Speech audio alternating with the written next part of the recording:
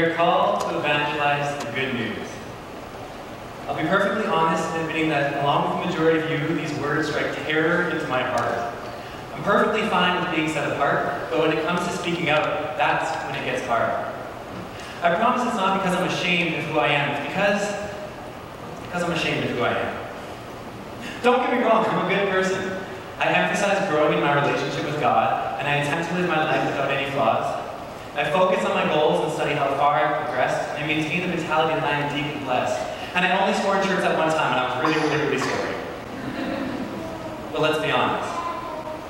The reason that I'm not standing on the rooftops proclaiming about how awesome my God is because I'm ashamed of who I am. Not of how others see me, or even how they will see me, but of how I see myself. Because I get caught up in the action-y part of Christianity. The part that says, try harder, do more. The part that makes my faith a burden and my religion a chore. The part that replaces love with the law. And the part that makes me obsessed with my flaws.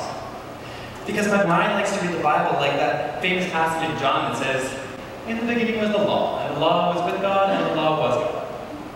Or, Christ's famous words of, I am the law, and the law, and no one comes to the Father except through my law. What's beautiful about my religion is that it's not what would Jesus do, it's what has Christ already done. It's not about the struggles I have before me, it's about the victory that's already been won. What makes Christianity amazing, what sets it apart, is that every single person who believes in it completely and utterly sucks at it. And that's awesome. See, I became a Christian at a young age, and I was told growing up to read my Bible, appeal to the Lord, and once I get to heaven, I'd be given my reward. I didn't realize that I was signing on to this belief statement that left me a complete failure no matter what I did.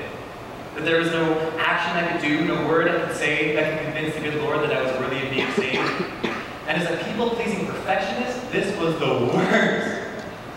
But as I matured in my faith, I began to realize that this was in fact not the worst, but was the most beautiful thing I'd ever heard. That there was no action I could do, no word I could say that could convince the good Lord that I was worthy of being saved. That it did not matter how well I behaved, because regardless of my actions, I would always be depraved. And yet, He saved me. He died so that I may no longer be enslaved, and He saves me again each and every day. And regardless of how many times I fall, He gathers my sins and erases them all. And when I become obsessed with my flaws and insufficiencies, He grabs me by the shoulders and says, remain in me. See, evangelism is hard when it's about us going out and telling other people what they're doing wrong. When it becomes focused on correcting them, when it becomes focused on the law, it becomes a heck of a lot easier from this one no-good, rotten, broken down brother to another no-good, rotten, broken down brother. Because once we grasp the scandal of grace and how everything about it flies in the face of society's hierarchy and social rat race, it's hard not to be put in our place and acknowledge that we are broken, yet we are loved. We are flawed, yet we are loved. I am me, yet I am loved. And because of that, I get to serve. I can't tell you how many times that I've heard, why do you live your life according to a handful of rules, to a God who sits there and judges you like a fool? And I can't help but respond, rules don't look like rules when they are established out of love. Rules don't feel like rules when they are obeyed out of love. Because there's something so unique about Christianity, and it's the beautiful paradox of free slavery. There's something so unique about Christianity, and it's the beautiful paradox of free slavery.